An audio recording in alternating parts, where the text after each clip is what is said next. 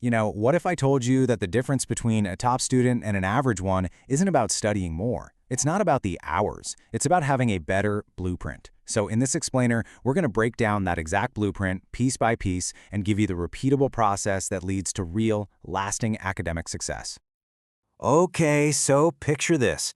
A bad grade comes back. The average student kind of crosses their fingers, hopes the next one's easier, and maybe just tries to cram in a few more hours. They're basically relying on luck. But the top student? Oh, they become a detective. They don't hope, they analyze. They figure out why it happened, and then they refine their process. They rely on a method, not magic. And that's the core idea right there. This isn't about sheer effort or willpower. It's not about working harder. It's about building a smarter, better structure for how you learn. That is the real game changer. All right, so here's our roadmap. First, we're going to talk about why just studying more is a total trap. Then, we'll build up from the mindset, which is the foundation, to the systems that actually get the work done.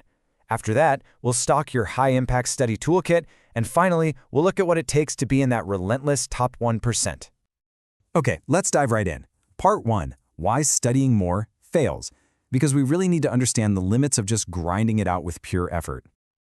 I want you to think about effective learning like you're building a house. It's the perfect analogy. Your mindset, that's the concrete foundation. Your study systems, that's the framework, the 2x4s that give the house its shape.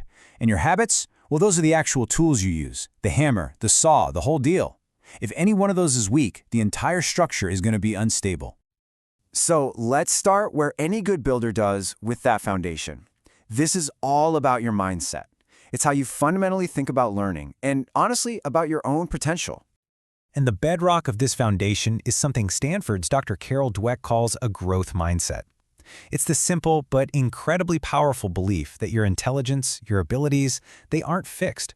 They're things you can actually develop with good strategies and dedication. And this quote just nails it.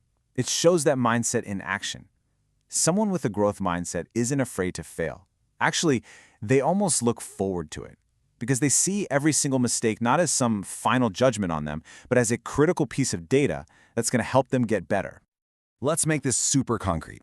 So you're facing a tough subject. The fixed mindset says, I'm just not a math person. See, it's a dead end. But the growth mindset asks a question. It says, okay, what can I learn from the mistakes I made on this test? That question opens the door to actually improving. Okay, our foundation is poured. It's solid. Now it's time to put up the framework. This brings us to part 3, systems beat willpower. Because look, a great mindset is amazing, but if it doesn't have a reliable structure to lean on, it's not going to do you much good.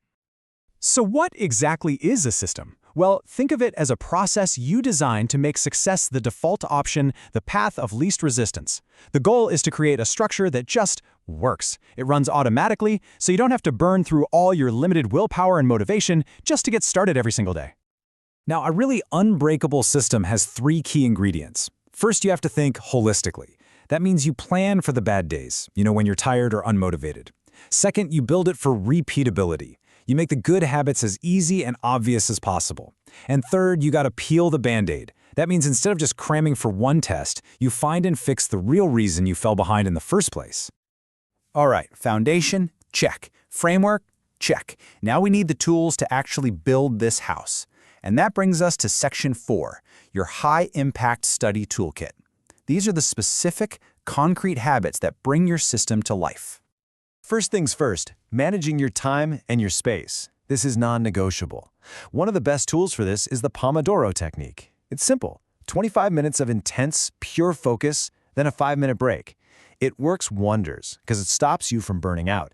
And just as important as your environment, a clean, dedicated space literally signals to your brain that it's time to work. And yes, that means the phone notifications have got to go. Next up, you have got to shift from passive to active learning. Just rereading your notes over and over. That creates an illusion of knowing. Active learning is about forcing your brain to actually pull the information out. Try summarizing a chapter in your own words without looking at it. Or, here's the ultimate test. Try to explain a really complex idea to a friend. If you can teach it, you own it.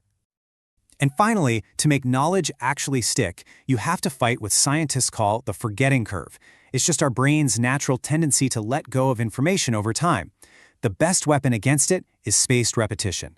By reviewing material at increasing intervals, so maybe after one day, then a few days, then a week, you're signaling to your brain, hey, this is important, and you're moving it into long-term memory. It is the scientific antidote to last-minute cramming.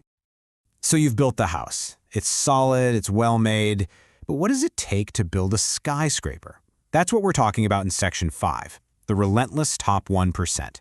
This is the edge that separates the good students from the truly elite. Look, getting into the top 1% means you are deliberately not doing what 99% of other people are doing.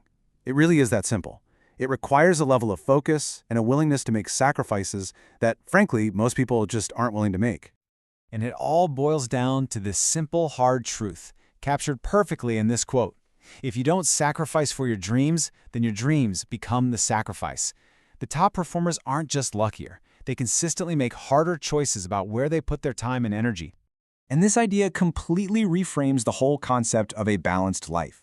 Top performers don't chase balance. They embrace an imbalanced life, one that is deliberately, intensely skewed towards their most important goals. Everything that doesn't directly serve those goals is just noise, and it gets ruthlessly minimized. So here it is, the whole blueprint for success, all laid out. Step 1.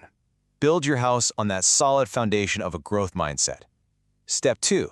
Put up a resilient system that automates your success. Step 3. Use the right high-impact tools for the job. And Step 4, this is the one that never ends. Continuously analyze, refine, and repeat. Your blueprint is a living, breathing document. So, I'll leave you with this question. I want you to take an honest look at your own process. What's the one temporary Band-Aid you've been relying on? You know, the cramming session, the all-nighter. What's the first one you're going to peel off to start building a truly better system, starting today?